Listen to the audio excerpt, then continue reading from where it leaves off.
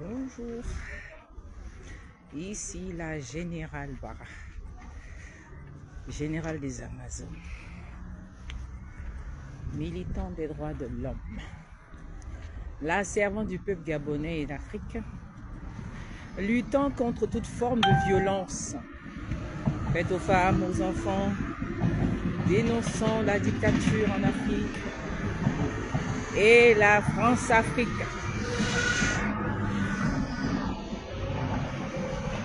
Alors, je reviens encore.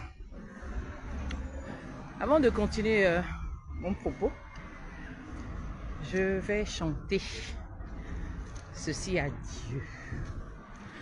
Le sang de Jésus me purifie. Le sang de Jésus me purifie. Le sang de Jésus me purifie. Me donne un cœur nouveau. Un cœur nouveau. Un cœur nouveau. Le sang de Jésus me purifie, me donne un cœur nouveau. Un cœur nouveau.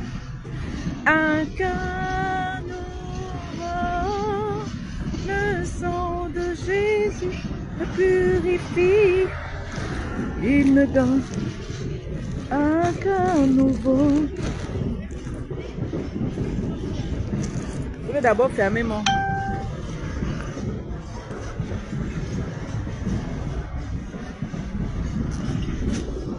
Je vais d'abord fermer mon sac. Parce que facilement, on a déjà volé.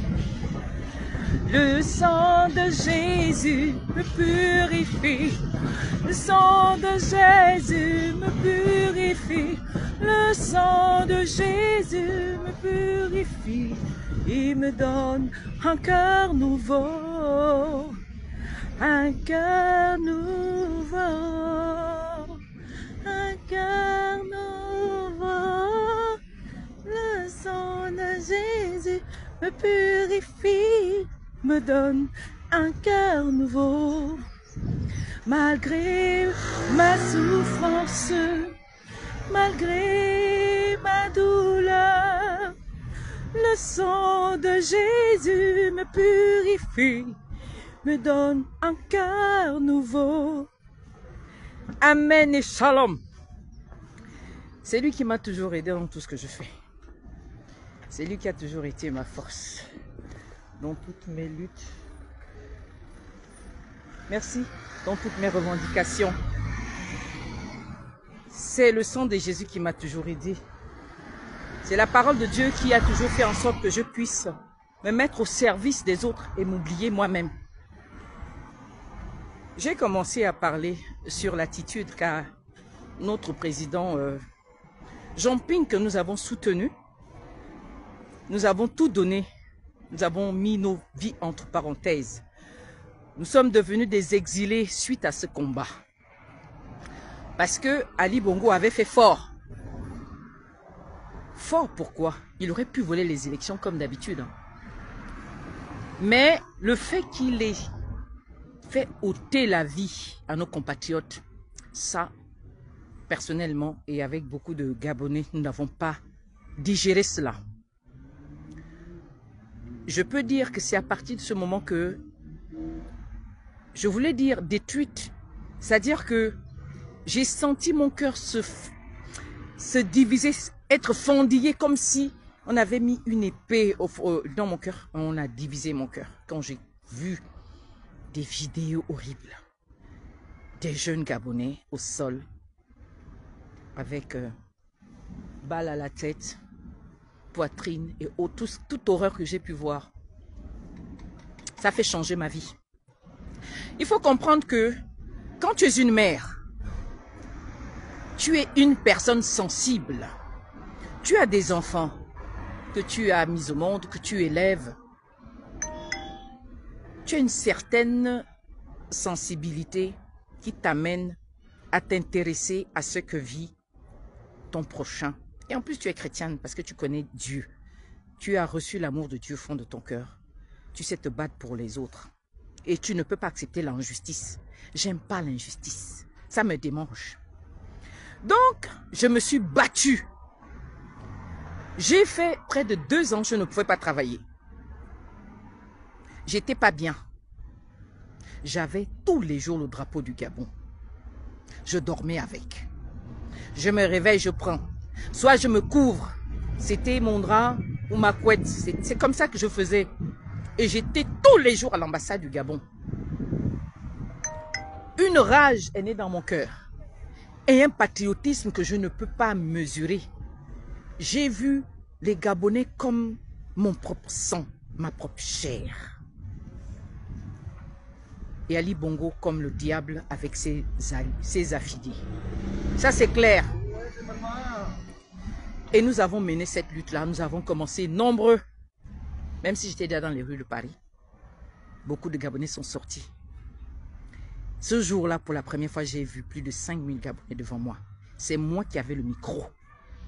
C'est moi qui avais le micro. Parce que j'étais tout le temps dehors avec ma petite sœur et Basten, Jean-Jacques Eyi, le colonel et avec un autre. Nous sommes restés là.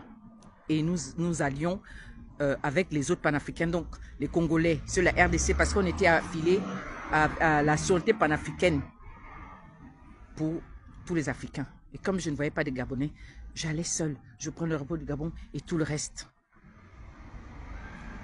Jean Ping est venu, il a lancé la résistance. Nous avons continué. Il y avait 2 choses. Revendiquer la victoire de Ping. On allait devant les institutions et tout, réclamer. Il y avait des documents et autres, tout le tralala. Et aussi que justice soit faite aux Gabonais qui ont été tués. Des Gabonais qui étaient en prison, qu'on les fasse sortir. Les Gabonais qui ont été violés, les Gabonaises violées, mutilées. On voulait que la justice fasse son travail. qu'Ali Bongo dégage. On a fait ce qu'il fallait. Dans ce combat, j'ai découvert beaucoup de choses. J'ai compris beaucoup de choses. N'eût été ce moment-là, il y a des choses que je ne devais pas découvrir. J'ai vu de grandes choses. J'ai compris de grandes choses. D'où je continue mon combat. Ce qui me déçoit aujourd'hui, c'est que le mutisme de mon président, qui est pour moi comme un père, un exemple de lutte. J'avais dit que je ne vais plus soutenir les gens qui sortent du PDG. Avec les Célestins et Lolom. Je ne vais pas l'oublier, c'est un petit frère. Il était ici en France, après il est parti en 2016 au Gabon. Notre message c'était non à la candidature d'Ali Bongo. J'avais ça. C'était ma première banderole. Je marchais avec la banderole là, comme mon écharpe. Et on avait dit qu'on ne va plus soutenir les gens qui sortent du PDG. André Obobam, par la suite, est mort, est décédé. Qui devait continuer le combat comme nous, on voulait la lutte forcément. Et on n'avait pas de leader. C'est comme ça que quand on essayait de faire certains mouvements et tout ça là, avec les Bayani, les gars et tout ça, c'était souvent difficile. L'opposition de l'époque était bizarre. J'ai failli même laisser ma peau à l'ancien Sobagra. J'avais déjà parlé de ça. Ce qui me fait mal aujourd'hui, c'est qu'il n'y ait pas de communication. Que M. Jean-Ping ne convoque pas une grande réunion pour que tous ceux qui se sont levés, c'est-à-dire la résistance, tout Gabonais qui s'est levé depuis 2016, qui l'a voté et qui voulait que justice soit faite, sache sa position. Il faut communiquer. Parce que les Gabonais ont fait confiance à Jean Ping. Les Gabonais ont soif du changement. Et c'est pour cela que les Gabonais, nous étions un peu comme une femme qui veut faire un enfant. Une femme qui veut faire un enfant, excusez-moi, elle ne regarde pas à la longueur du sexe de l'homme. C'est simplement à la virilité, c'est tout. Si le sexe, même s'il est 2 cm comme ça, si ce sexe-là peut produire du sperme pour qu'elle fasse l'enfant, ça se fera. Donc, le peuple gabonais avait soif de quelqu'un qui vienne le délivrer. Et le peuple gabonais croyait toujours qu'il peut avoir un changement dans les urnes.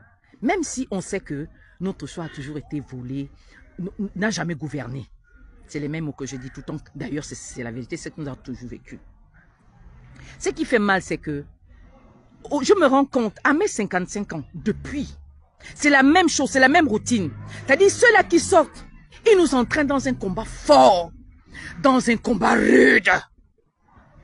Après, ils continuent leur bout de chemin. Ils ne s'intéressent plus à tous ces gens-là qui se sont levés pour eux. C'est la partie-là qui me fait mal. Depuis le 30 août 2023, nous sommes aujourd'hui le 5 mars 2025.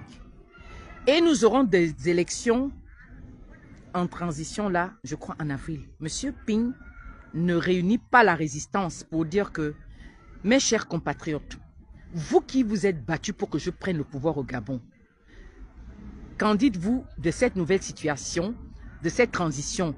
Que voulez-vous?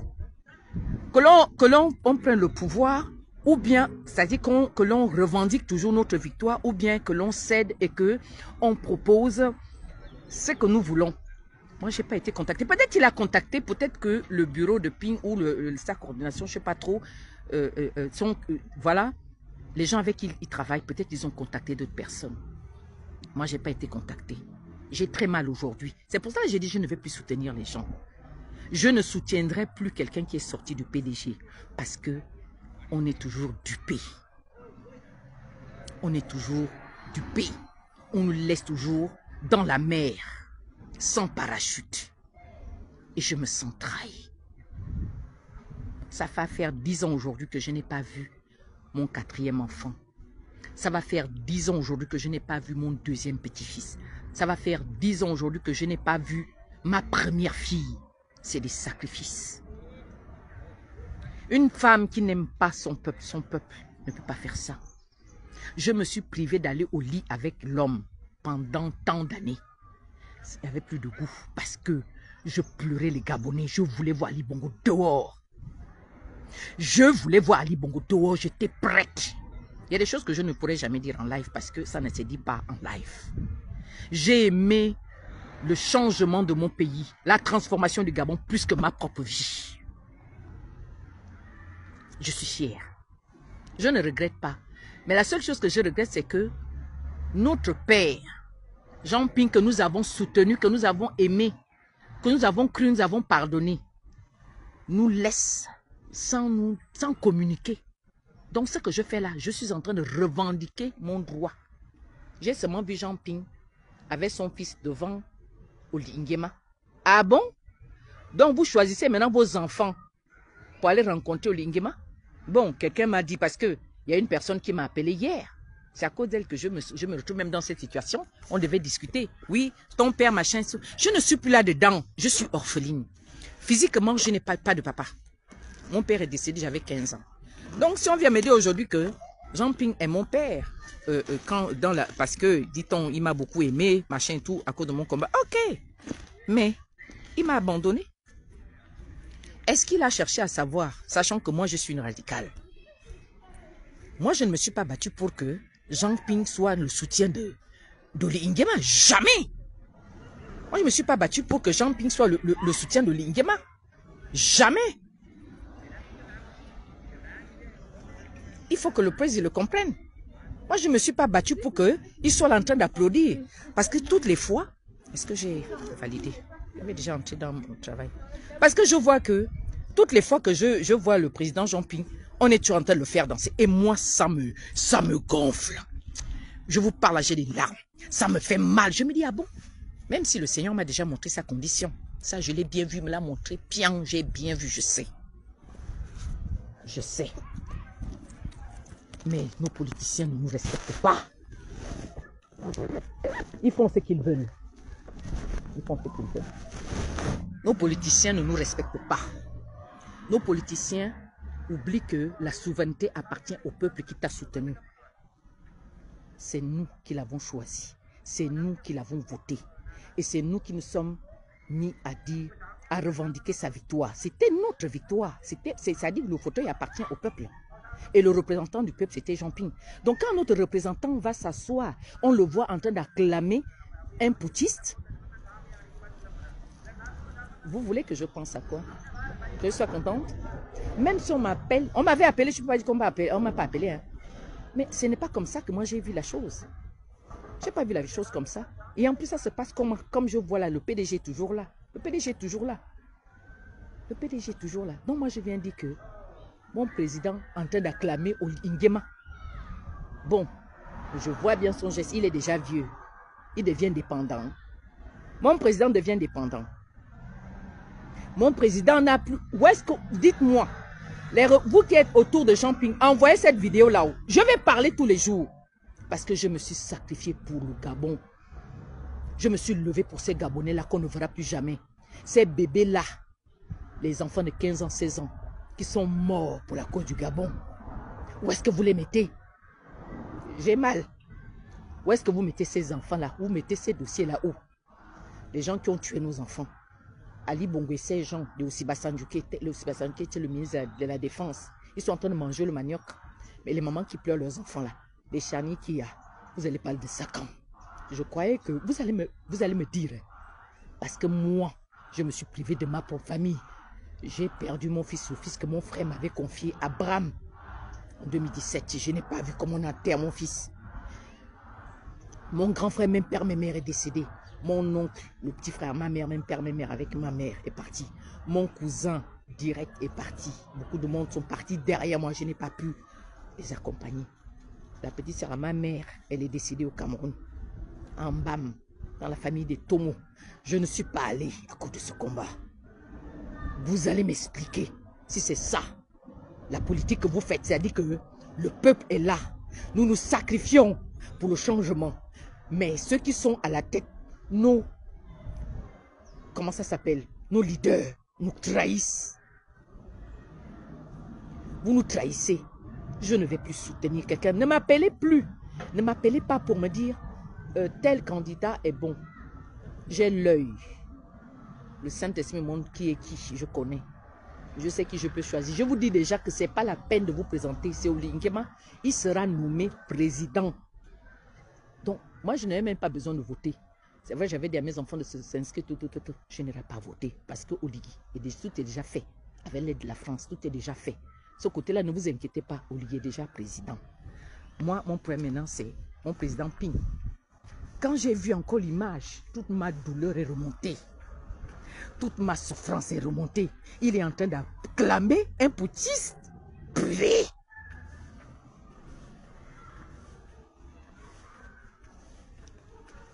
Jean-Ping est en train d'acclamer le putschiste. Donc Jean-Ping ne revendique plus son droit. Lui qui avait dit qu'il ne s'assoit pas sur la même table que les assassins. Il est en train d'acclamer le serviteur de l'assassin. Il acclame, ça m'a fait mal au cœur. Ça me ronge. Ça me ronge. Qu'est-ce que ça fait mal? Président tous ces voyages-là pour ça. Sous la neige, sous la pluie. Ouh là là! Tout ça pour ça? Pour que vous alliez acclamer Oligui président. Quel président? Puis de patate. Ah merde.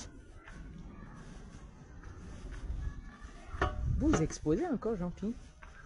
Le troisième âge. Le troisième âge. Tout ce que nous avons fait ici. Aïe, aïe, aïe. 2016. C'est ça là que Pinou sert. Et Pierre me dit, oui, il travaille. Il travaille dans quoi? Aux côtés de Nguema. Ils ont fait ça pour les partis politiques. On dit que...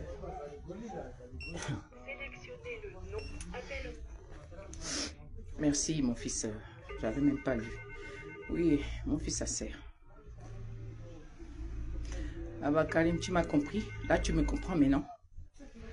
Bonjour, comment? Bonjour, Frédéric. Bonjour. Bonjour, Romain Arnold. On dirait que mon truc est bloqué. Donc là, vous avez compris la souffrance de quelqu'un. Donc, je vais vous quitter. Ça ne sert à rien de venir me donner des explications bidons. Vous placez vos enfants, mais nous cherchons... Tata, ça te dérange pas? Oui, ouais. Merci. Comme il ne me répond pas encore. Donc, vous placez vos enfants. vous pensez d'abord à vos enfants. Donc, vous me poussez, c'est-à-dire que j'aille me mettre à genoux, j'appelle mon ex-mari, ma belle famille, je leur dis, pardonnez-moi parce que j'ai lutté contre vous. C'est ce que vous voulez? Si c'est chacun pour soi, Dieu pour nous tous, et que chacun retourne dans sa case, c'est que je vais retourner, j'appelle mon ex, je dis, bah, écoute, comme j'avais laissé ta famille et tout, pardonne-moi. C'est bon, c'est ce que vous voulez? Putain, mon fils, c'est gentil. Ok, je vous... Merci. Il serait obligé d'aller à sa porte. Je coupe parce que j'ai... Merci. Envoyez ça, il faut envoyer ça à Pim.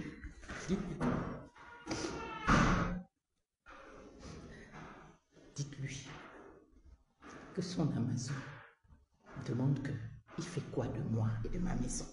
Il fait quoi de toutes les femmes qui se sont battues pour lui?